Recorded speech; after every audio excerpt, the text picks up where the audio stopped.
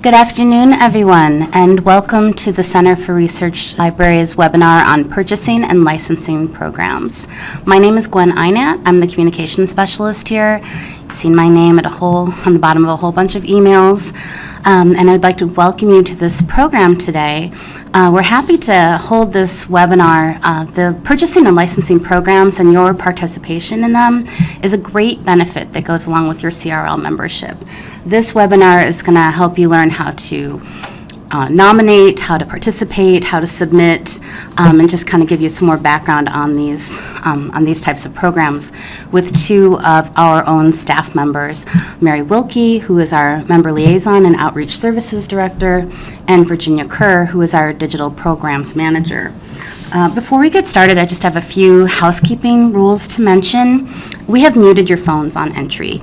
We do this just to kind of eliminate any background noise. These presentations are recorded and will be archived on our YouTube channel, so you can look it up later if you want to share with colleagues or review something. So having less background noise is really helpful for us. But the opposite of that, we are really interested in your input, especially for a presentation like this one where these programs are so dependent on our member participation. So please, if you have any comments, any questions, feel free to submit to the online chat. You can do that throughout the webinar. I think we're going to save most of the questions until the end and go through them, but even if you submit and we don't answer right away, don't worry, because there will be a question and answer session at the end. So we look forward to getting your input. In case you are new to CRL, I just wanted to give us a short summary. The Center for Research Libraries is a consortium of university, college, and independent research libraries of all sizes. We were founded in 1949, so we're in our sixth decade. The CRL community includes academic libraries at major research universities like Harvard and Yale, and four-year colleges such as Oberlin. CRL also includes independent non-academic institutions such as the New York Public Library, the Newberry Library. One of our new members is the library at the Chicago Botanic Garden. So if you are a new member, please welcome. Most of the 267 CRL libraries are located in the U.S., but we also include 29 Canadian libraries and the University of Hong Kong. Now, over these 6 decades, CRL has generated a collection of primary source materials the size of a major university library. We have 5 million traditional and digital items. We acquire and preserve newspapers, journals, documents, archives, and other traditional and digital resources from a global network of sources. We're also working to help libraries transition into the 21st century from traditional storage to digital. So when Virginia is going to be talking about electronic resources, we know that's a subject that a lot of you are really interested in. But for now, I'm going to start with Mary Wilke, who is going to talk about our collection building programs. Good afternoon. I hope my cough does not act up today, but if so, please forgive me. CRL's mission is to support advanced research and teaching. It accomplishes this by utilizing the expert knowledge in our community to identify, acquire, and preserve critical historical and cultural evidence. This screen shows some of the outcomes of scholars utilizing our collections. Our collections have been built and shaped by you when you participate in CRL's collaborative programs. What this webinar aims to do is to provide you with a better understanding of these programs that CRL offers and how to make them work for your local situation. Using these programs can save you money locally. The first program is the Demand Purchase Program. It was designed to meet individual scholars' research needs at member libraries throughout the year. It covers 3 collections for which CRL is known for. Our foreign doctoral dissertation collection, which includes dissertations from institutions outside the U.S. or Canada, newspapers for which CRL holds at least 1 day's worth of the run, and archival materials from national governments, NGOs, and other organizations are all eligible to be purchased for a patron from a member library. It is triggered by the interlibrary loan request with a note in the borrowing note field that says, if not owned, please purchase. There is a $2,000 limit per patron per fiscal year for requests for both the demand purchase program and the Scholars Access program, which I'll talk more about later. It is on a first-come, first-served basis as funds permit, and I want to emphasize that patron means your patron. The library is not the patron, it is your patron. Some examples of demand purchase acquisitions can be seen on this slide. In the lower left-hand corner is a British dissertation from Ethos, which CRL paid to be digitized. It's available freely now, but it was CRL that paid for the initial scanning cost. Another example is the purchase of a supplement to a Brazilian newspaper which CRL owned, but we didn't have the supplement that a researcher needed. And a final example of a demand purchase archives is the clippings file from SALDRU, the South African Labor and Development Research Unit. The Purchase Proposal Program provides access to important collections which may be too costly or too esoteric for individual libraries to acquire. Such sets also tend not to be readily available through interlibrary loan, or if they are, often it's limited to maybe 5 fiche or 3 reels at a time, which really doesn't work well for serious scholars doing long-term projects. Under CRL's Purchase Proposal Program, any member library may nominate for CRL purchase materials in any format that meet certain criteria. On the slide, you can see the 3 that I consider to be the most important ones here, but if you go to the website for this program, you can read more about the other criteria. The login information to make a nomination is sent to the person or persons designated as the member's purchase proposal contact. If you are unsure who this is, drop me an email message and I will let you know. On this slide, you can nominations are open from January through the end of September of any year. I often work with individuals in crafting successful nominations, and typical nominations fill recognized needs or gaps. Newspapers tend to be very successful as a class of materials, and often the source material comes from outside the U.S. and can be in a foreign language. If the item is very expensive, the successful item is purchased over a number of years. However, if they are not expensive, the cost of a successful item is usually under $20,000. On this slide, you see some examples of recent successful purchase proposal. This program relies on our members. You are the ones who identify important materials, you are the ones who nominate the items, and you are the ones that vote on the ballot. The voting takes place in the fall, and CRL buys down the resulting list of ranked items. What you see here are just 2 of the titles purchased through the program. If you go to the web page for the program, you can see a full list of items for any of the years that you might wish to see. And I realized that I skipped an online part of my presentation, so I'd like for us to switch to the website to see where you can find all these programs. From our home page, if you go to collections in the green bar and then down to collection building,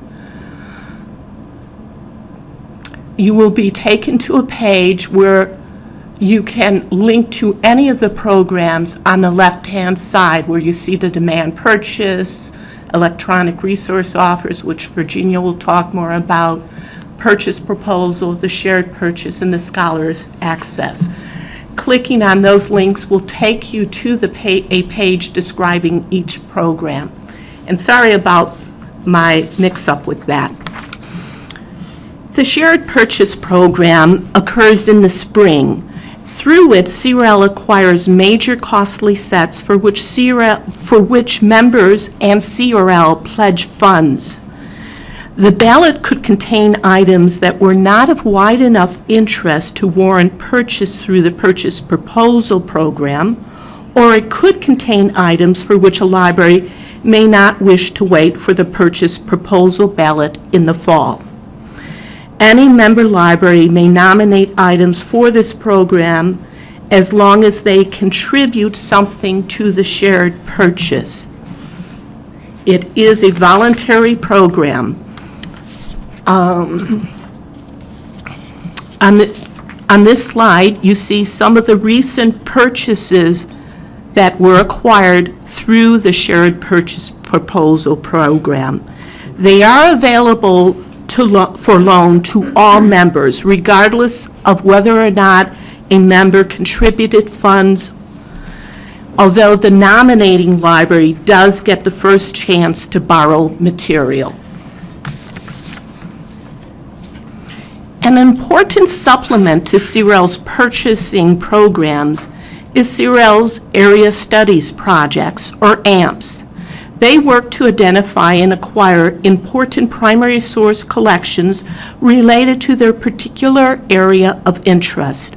CRL supports programs in 6 world areas: Africa, Latin America, Middle East, South and Southeast Asia, and Eastern Europe. Through dedicated funding, these groups ensure that critical materials, such as the historic Polish newspaper pictured here, are available to all of CRL libraries. If your institution has a dedicated program in any of these areas, we encourage you to inquire about participation in these voluntary special programs. I also wish to point out that the Central American Archives, which was a successful purchase proposal last year, was originally nominated by 4 libraries involved with the Latin American project. The Scholars Access Program was created to meet the changing needs of our members. In the electronic world, access is king. And through this program, that is what CRL provides. Sometimes it is limited access to a database for just the requester, or in other cases, CRL may purchase an item not covered by the demand purchase program, which is then added to our collection for use by other patrons. On this slide, you see some of the things this program has provided scholars with access to. One of the first requests in this program provided limited access to online newspapers to 2 professors who are studying media coverage of the candidates in the last presidential primary election. Another case involved a rare book needed by a professor for his research and held by only a few special collections in North America and not available for loan. CRL was able to purchase a microform copy of the monograph from the British Library, which was then added to our collection. I want to urge you to participate in our programs and to communicate with us. Share with us your needs and questions. Programs like Scholars Access came about really because someone contacted us and told us the programs we had weren't meeting their needs. So that is the one thing I hope you take away from this webinar, is to communicate with us. Keep in touch and let us know. Virginia Kerr will now talk more about CRL and electronic resources. Thanks, Mary.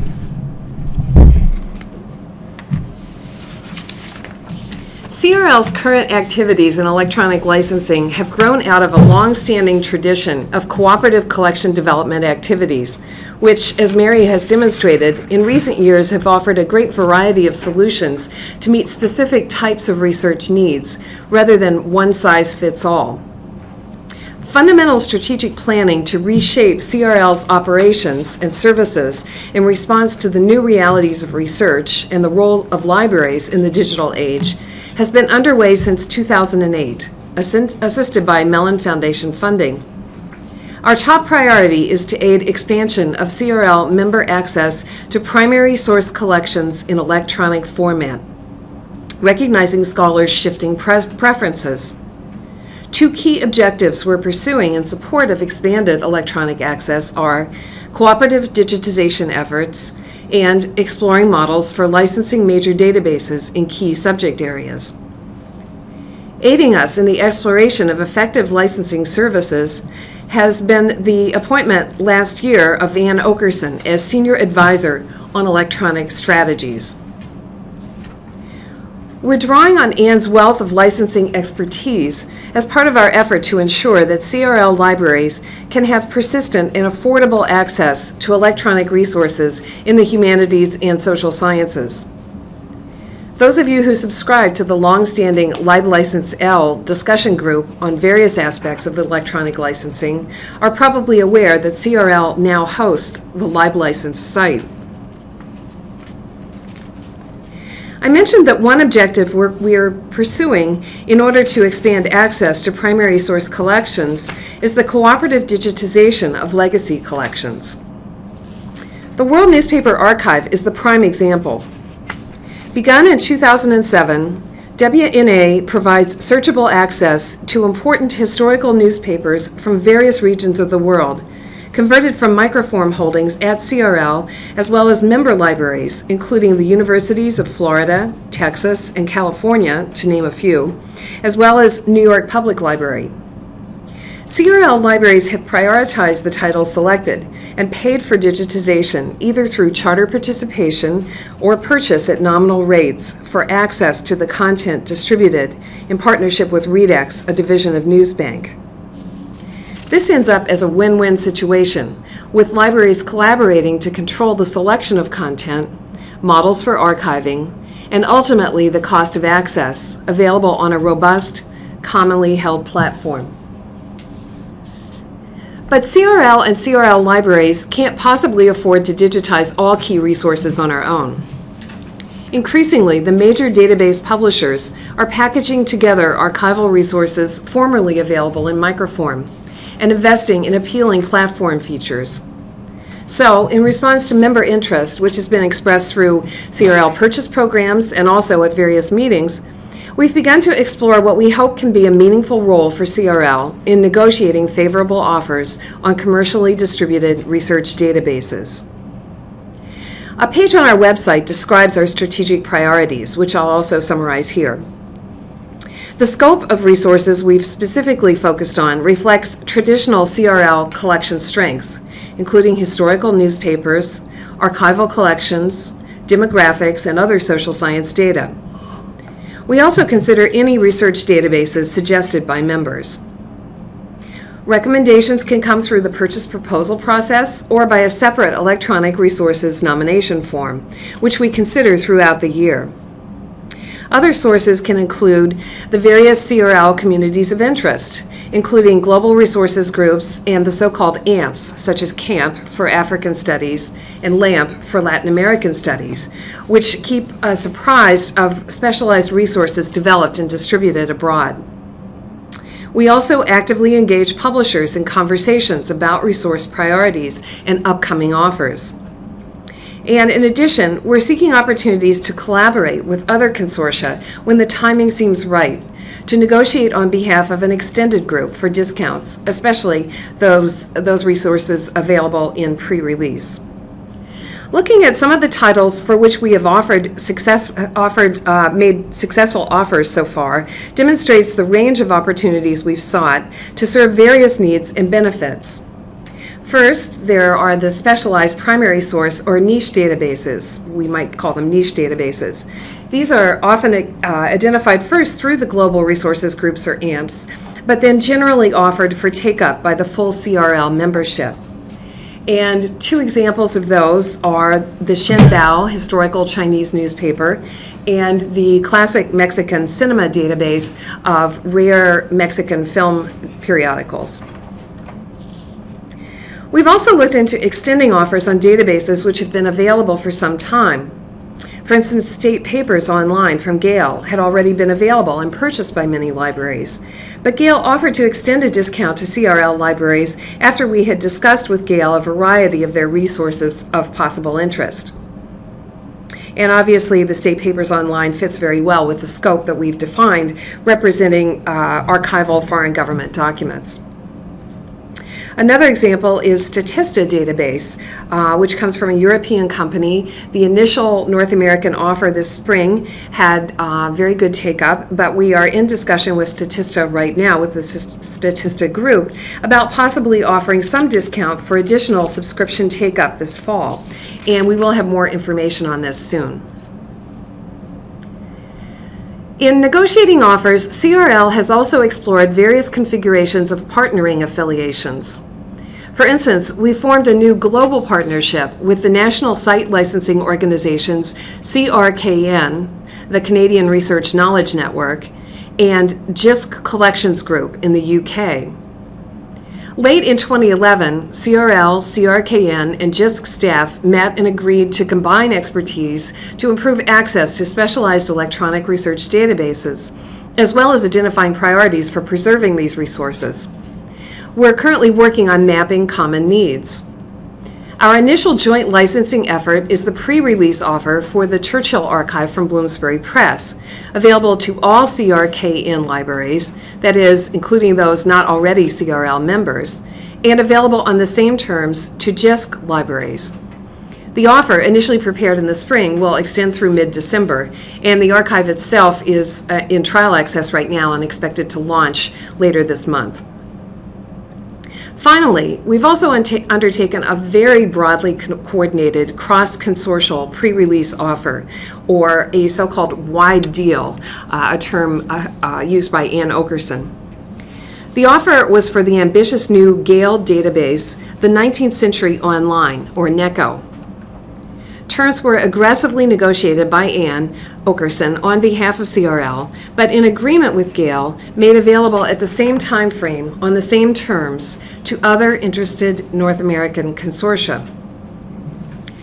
Undertaking a wide deal has the power to leverage the interest and influence of many academic libraries at one time to gain the most favorable and appropriate terms. We feel this type of arrangement is relevant for new products of significant scope, and in this case, a database for which Gale had made significant investment in a new platform. Leveraging affiliated interests offers an opportunity to influence the vendor on various issues, including content and features. Gale has enthusiastically accepted our request to propose additional members for the NECO Advisory Board from the CRL community. We're also closely monitoring the content selection criteria for upcoming modules of NECO. And we'll have more confirming information about content and proposed terms for the next 4 modules by the winter of 2013. Information on the first 4 modules is available in our CRL review, which I'll discuss later. Here you just see a couple of screen grabs from the new platform that Gale has introduced, including a list of archival collections included in the first 4 modules, and a sample of a tag, a term cluster, which they're using to try to further leverage the increased subject indexing that they're providing for the archival collections. Note that in a wide deal, such as the one negotiated for NECO, take-up by libraries at any participating consortium counted toward the total volume of sales. The response to the extended NECO offer was very impressive. At final count, after the June deadline, a total of 132 libraries participated, including 79 CRL institutions, and the discount for those purchasing all 4 modules came to 55% off the stated price. At the same time, we're very aware of the reservations some CRL libraries have had about an investment on this scale. One factor which led to our initial discussions with Gale is the extent of content in the first NECO modules, which overlap with microform documents held by CRL. Moving forward, we will be interested to hear of use case experiences with this database. So how do we go about getting the word out about offers which are currently available through CRL? First, in terms of time frame, I'd like to point out, and I think Mary has mentioned as well, that offers are prepared throughout the year according to when the opportunities arise, although we do tend to cluster a group of offers in the fall and again in the early spring, late winter, early spring. One stage that we go through for a potential extensive, for a very large database, is we want to apply initial scrutiny to the resource if we feel that it would benefit from further group consultation with CRL members. For instance, if the resource is particularly expensive, or if it represents significant overlap with other sources, such as public domain files or collections held in microform at CRL. We try to offer teleconferences early on in the investigation process. We had 2 teleconferences in February to discuss NECO at its pre-release stage. Over 25 librarians from CRL institutions participated to review what we knew about the anticipated content as written up in CRL's review, and to consider an initial offer. We took the feedback back to Gale, and the final offer reflected several of the points raised, most importantly leading to the expanded cross-consortial plan, resulting in the large discount offer. Because as you might predict, part of the feedback was, can't you get us a better discount? Notifications of new or updated offers, as well as proposals for teleconference discussions, are sent directly to an email list of collection development officers and electronic resources librarians. If you or interested colleagues are not currently receiving these emails, please contact Mary Wilke, so that she can add you to the list. We also post news of offers in Connect, CRL's e-newsletter, which is sent out approximately every 3 weeks during the academic year. So now I want to go into a few details about how the offers are presented.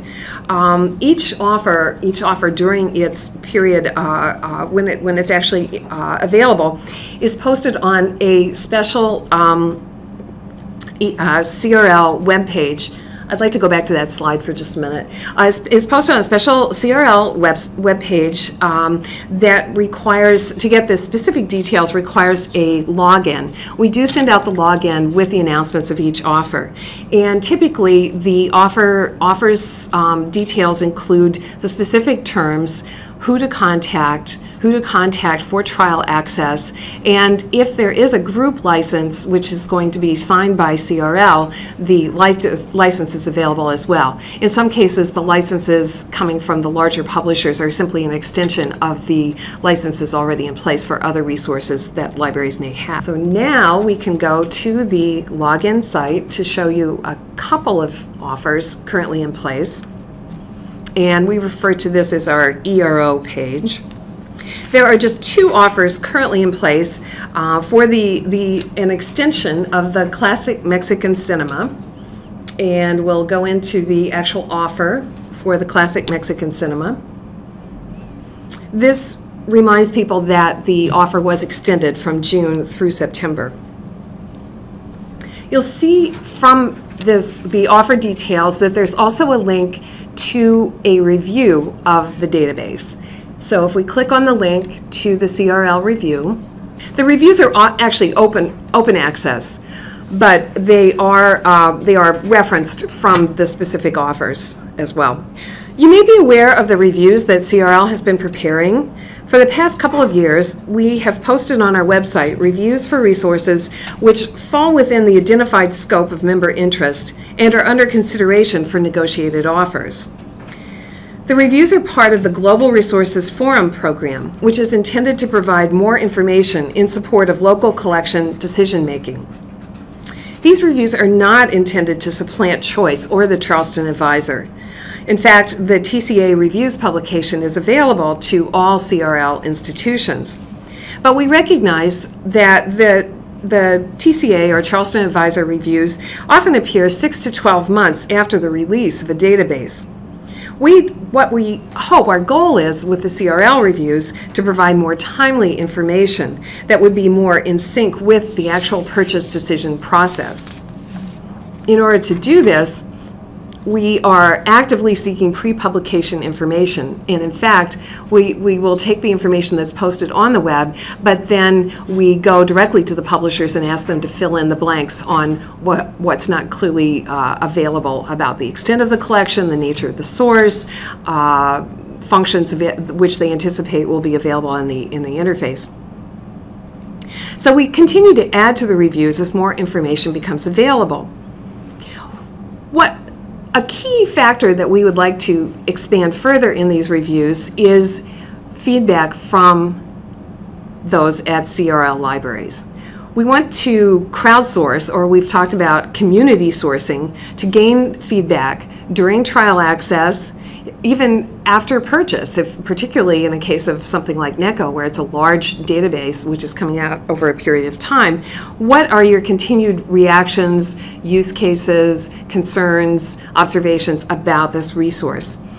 I'd like to go to another of our reviews. This is the review for the Statista database, and this shows a good example of the variety of information that's available in CRL reviews. First of all, you'll note that we have incorporated comments from a CRL librarian, from a CRL member, Karen Hogenboom, data librarian at University of Illinois, provided perspectives on what the expert data specialist might get out of a resource like Statista, which has a very user-friendly, a very appealing interface, which can be of value to a non-specialist, but Karen had perspectives on how the specialist might benefit from this resource. If we go into the analysis section of the review, this is basically the body of the review, and again, more details on the extent of the content, the nature of the sources, particular aspects of the platform, and a brief summary of strengths and weaknesses.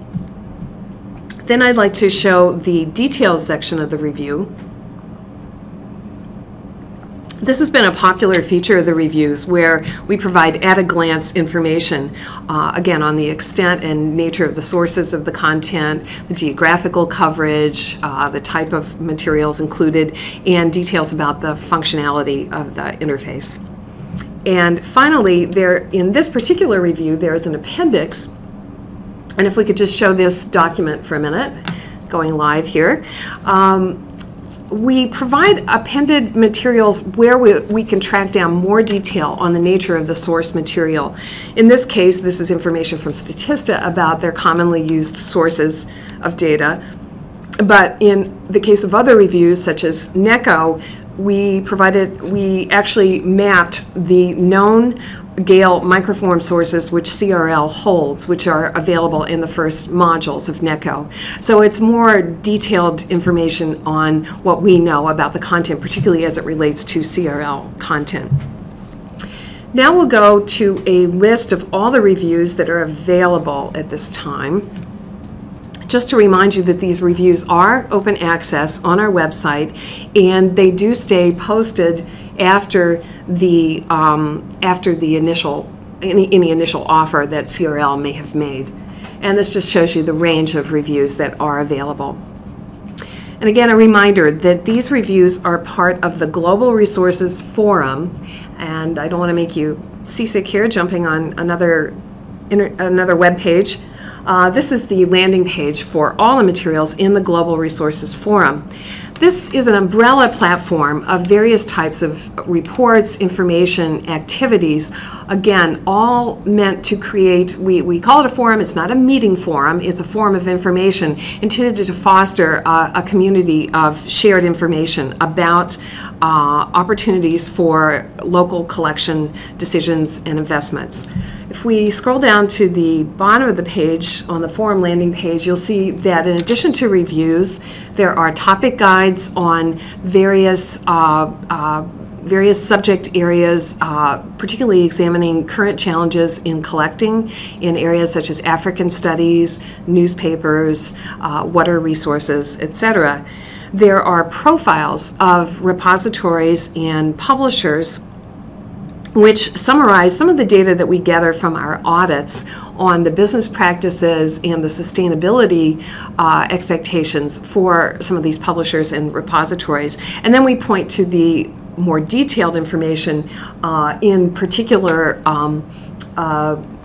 audits. We link to our archiving, which I'm not going to go to that link right now, but we link to the specific audits that we have done on, for instance, on Portico and HathiTrust.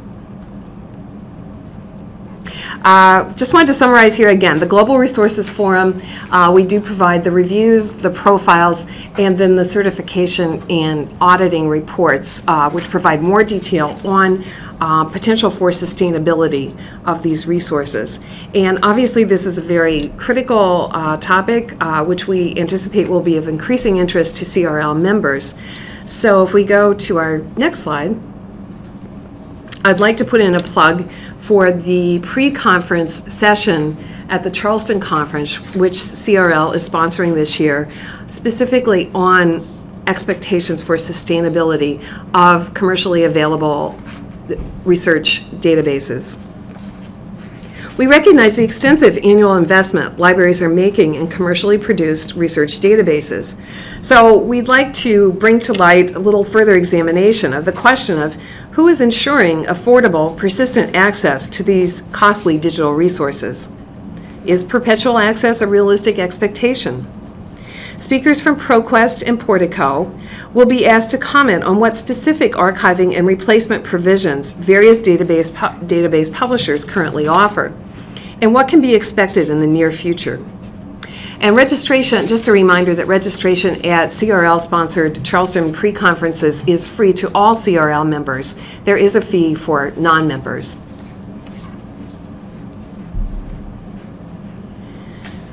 One important carryaway from this webinar is that CRL's licensing activities are still under development. Their future shape depends soundly on what we hear that CRL libraries most need support on, and in particular what initiatives might benefit from institutional collaboration in order to provide the key resources for research in the digital age. We don't want to compete or overlap with the licensing activities of other consortia. While some offerings will be provided cross-consortially, we also want to be able to fill gaps.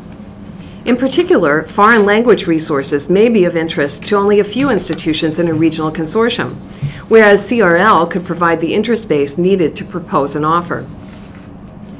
Also, as noted at the Collections Forum during our annual council meeting in Chicago in April, members do not want CRL to be simply a buyer's club. Indeed, we need to represent a healthy critical view of the quality of content, features, and pricing models currently being provided in the commercial sector. I'd like to also note that we are not incorporating overhead costs into our negotiating activities. We're undertaking these efforts to enhance the value of CRL membership. So, echoing what Mary has said, we need to hear from you. I can't stress that enough. We want to incorporate more librarians' comments into the reviews, for instance. We want to know what is the most effective, and I'd like to add the least pesky ways to get news to you of new or updated offers.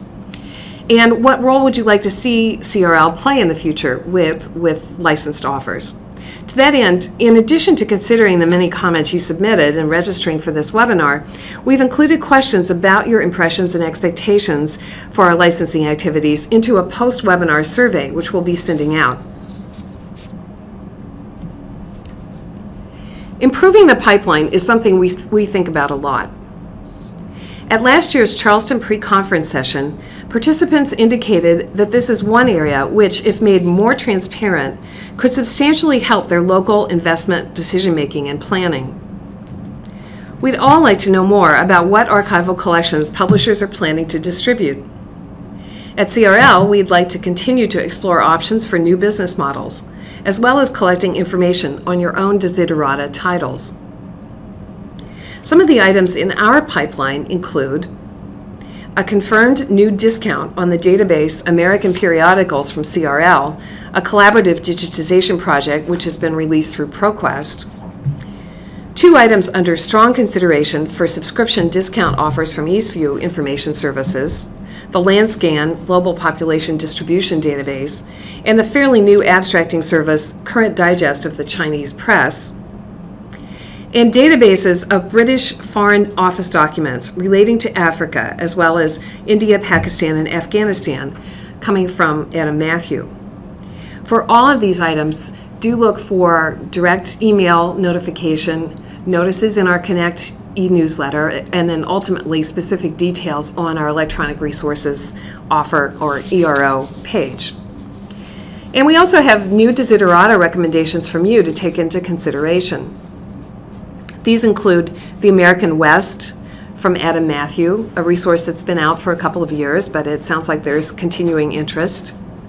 Historical periodicals from the American Antiquarian Society, and any additional resources for Asian studies, including databases and/or and/or data sets. We've also had a number of questions about the possibility of group purchases of licensed electronic resources. Although a few of the global resources affinity groups have considered this approach for certain titles, we haven't yet found a successful scenario to make this happen. The challenges include not only finding sufficient take-up interest, but also determining a reasonable and effective way of distributing the costs. So we're interested in exploring further suggestions of how this might be approached. In summary, the recent licensing activities from CRL expand a framework which is based on a foundation of cooperative collection development. All of the activities Mary and I have described here today, from purchase proposal nominations to one-time scholars access resources to broad interconsortial license offers, all share 2 common goals for CRL members: providing access to specialized primary resources for research and supporting informed local investment decisions. So at this time, I think we have a little time for Q&A.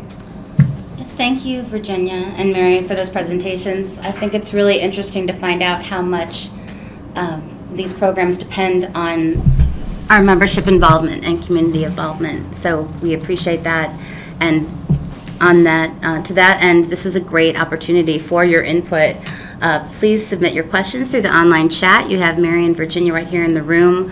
We also have James Simon, our Director of International Resources, in the room with us today. He's waving. You can't see him, but he does a lot of work with the area studies projects that were mentioned. So if you have questions about those kind of projects that are going on, it's a great opportunity. Fortunately, some of our registrants did submit questions with their registration, so I think we have a few questions already to answer, right?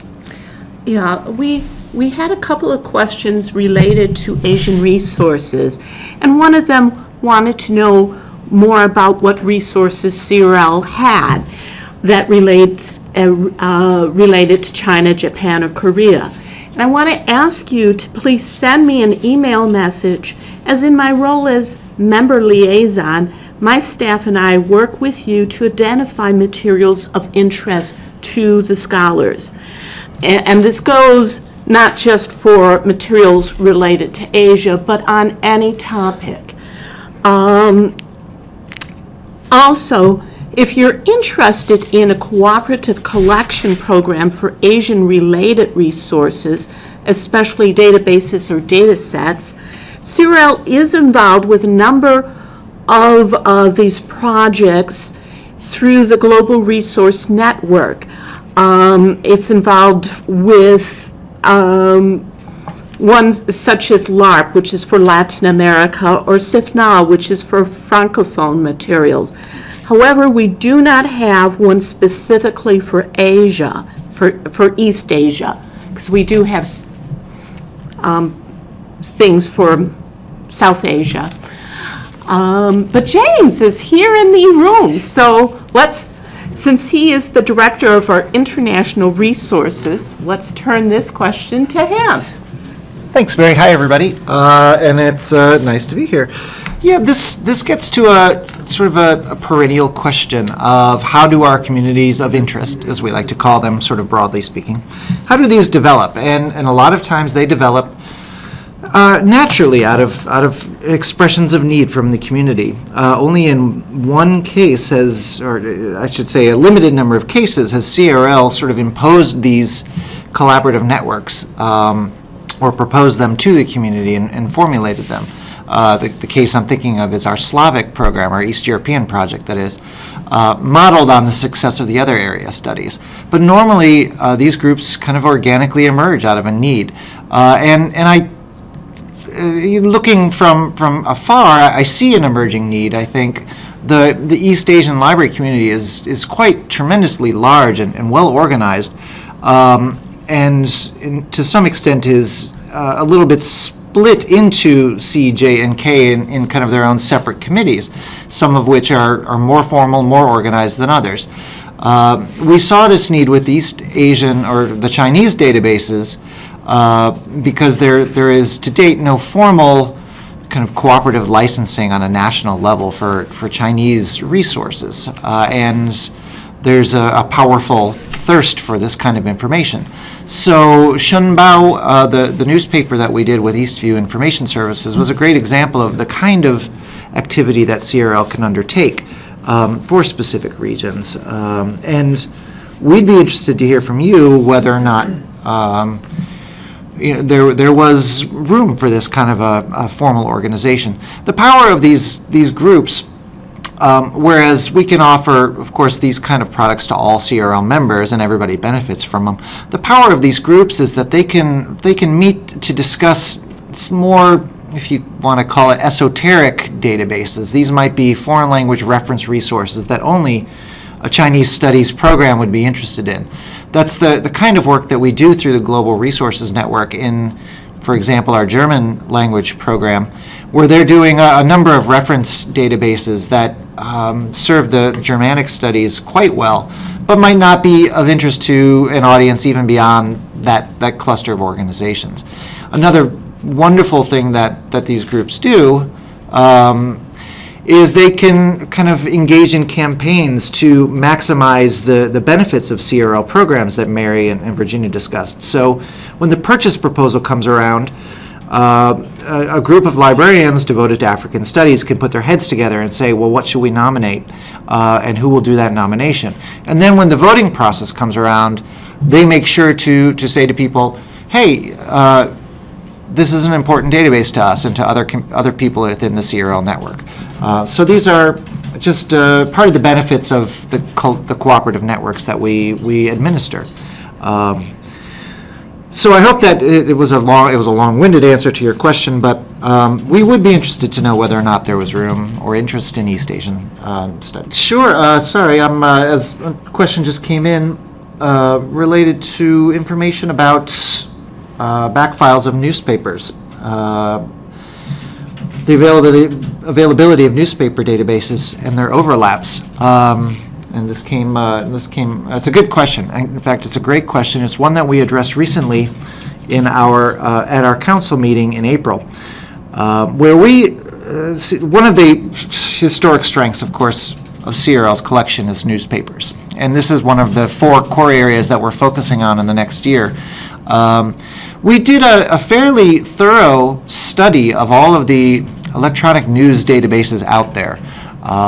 This resource, we sort of put it into a spreadsheet on our site. I'd be happy to point it out to the Inquirer or to anybody who might be interested, which listed all of the found commercial news databases out there, from the big aggregated sets like LexisNexis or Factiva, down to the single titles that were being offered out of Korea or the Middle East, for example. And this was part of a broader effort to identify the most important news databases out there for our members, to look at how many of them are subscribing to these packages, which ones might be undersubscribed. And then more to the point of overlap within these databases, this is something that we're taking on this year. Is we're starting with a comparative analysis of some of the major news databases. So we're taking a look at the content, the functionality, and use cases for things like Factiva or Access World News. Look forward to hearing more about that in the coming months as we're putting our scope together.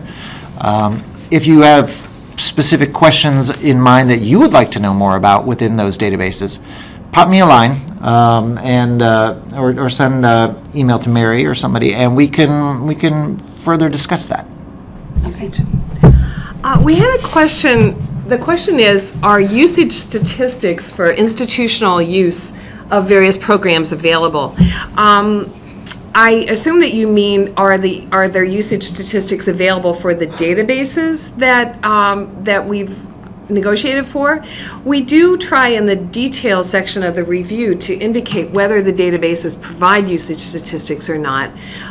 We're also really interested, I mentioned getting user feedback, getting member feedback for our reviews. So as we move forward, if there are products that have been out for a little while, we'd love to include use case anecdotes.